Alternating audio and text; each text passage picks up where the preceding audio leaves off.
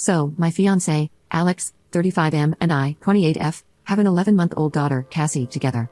I had Cassie and then returned to work because I could never be a stay-at-home mom. Side note, I work as a psychologist, and I'm actually French but live in the US. When I returned at the 4-month mark, after a difficult birth, we looked around to find a nanny to look after Cassie while Alex and I were at work. We saw a few girls, but then one of Alex's colleagues suggested his daughter, who had dropped out of college, let's call her Liv, 20F. Everything went well. Admittedly, I did notice her being quite attached to Cassie, but I brushed it off as a good friendship between the two. She also liked Alex, and it was obvious she had a crush on him, always batting her lashes and giggling. I found it amusing, as I'm confident in myself, and he always laughed it off with me too.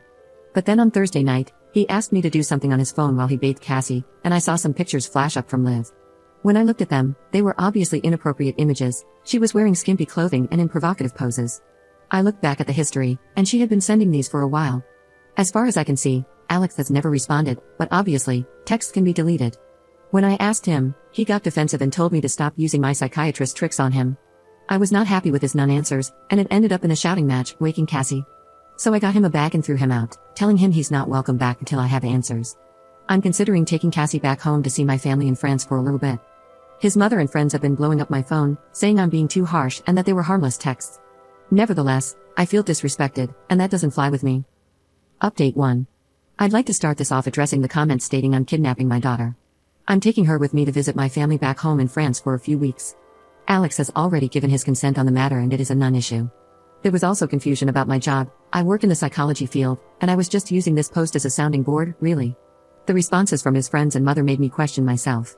As stated, I informed Liv's father of what happened. He was furious, both with Alex and Liv. He apologized to me and said he would try to get the truth from her, mentioning that she rebels any chance she gets, but this was just disgusting. I then looked through the camera in my daughter's nursery, and I saw a clip of Liv asking if she wanted a sister or brother from Miss Livy and Daddy. That made me feel sick to my stomach. She responded to her dismissal with denials, but I told her I had the footage and that she was to never lay a hand on my baby again. If she wanted Alex so bad, she could have him. I reminded her that how you get them is how you lose them, and he would soon tire of a 20-something college dropout kid. Alex returned to the house temporarily for us to talk. After I showed him the camera footage and text from Liv, he broke down and said he was really sorry. He admitted that while nothing had physically happened between them, they had been exchanging photos and messages for a month or two. He showed me the original messages, and it was her who had pursued him. She started by saying she felt like a schoolgirl around him, and she said she needed advice from an important man like him. She sent a provocative photo of herself, asking if he liked what he saw. He started out not really responding, but after a few texts, he responded, and it started from there. She was saying things about them being a happy family together, but he never responded to those texts. He begged me to forgive him and start fresh. He said we can move, that we have plenty of money, and he will do whatever I want. I told him what I want is to go home for a few weeks, so that's what I'm doing, and Cassie and I are flying tomorrow. He honestly looks so pathetic right now. They are welcome to each other. There will be no wedding, and I will be consulting with a custody lawyer once I get to France to see my options both in the US and internationally. As someone in the comments said, I stayed in the US not because I think it's a good place to live, but because that's where Alex was based and wanted to build our family. However, I will always support the father-daughter relationship, but he cannot have our daughter and his nanny. Update 2. Hi everyone, thanks so much to all of you for putting support and advice under my 2 posts. There are also some very obvious insecure incels in the comments claiming I'm kidnapping my daughter, and you're just hilarious. Anyway, for the update, Cassie and I have been in France for 2 days now.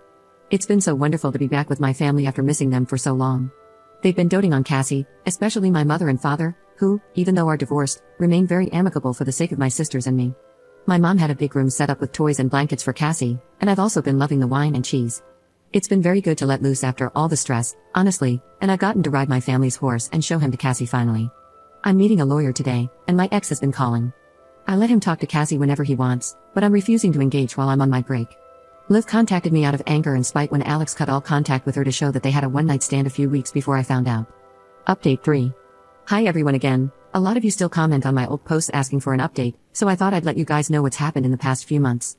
So, after going to France to visit my parents immediately after what happened 6 months ago, I agreed with my family that I needed to come home to France with my daughter.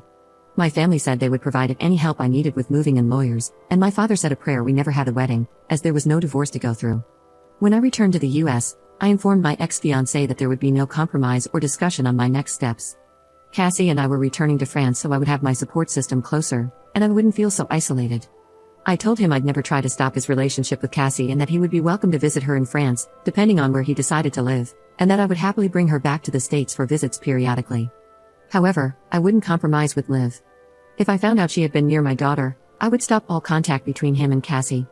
I felt like, after what he had put me through and how he had disrespected me, I was quite gracious with my offers. We managed to sort the move out in the next 2 months and signed an agreement which stated I was the primary custodian of our daughter, and I made most decisions regarding her. It set out specific times Alex would be able to see or have Cassie.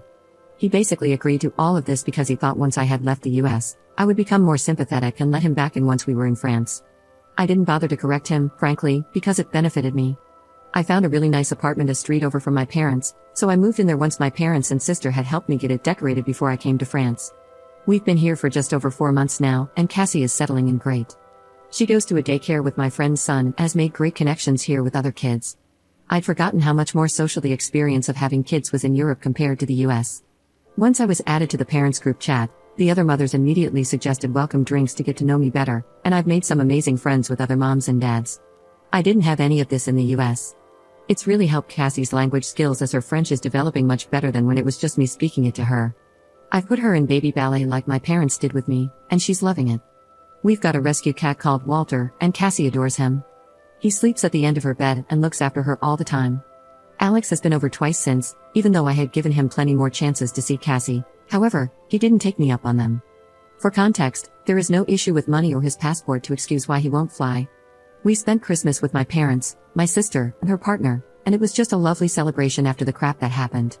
I've started seeing one of the doctors from the new hospital I work in now. It's still relatively new, so she's met Cassie only briefly. She works in the emergency department, and she's honestly amazing. I did jokingly say Alex had put me off men but didn't mean to take it so literally. It's going slow as she knows what I've just come out of, but she's very laid back and a go-with-the-flow type of person, which is exactly what I needed. Alex's mother is not happy, as she is of the opinion that I should have just ignored what happened between Alex and Liv. She said when I was in her family, I was expected to act like a normal American housewife and forgive my husband like her and her daughter do, none of that European nonsense. However, I'm not just a little American housewife who will ignore her husband's indiscretions. Thank you all for your advice and support in my initial posts. Edit. For all the Americans getting annoyed at the phrase little American housewife, not my words, I was quite literally quoting Alex's mother and what she said to me. She is an American. Also, it's really funny to see the men in the comments proving that there is still a double standard.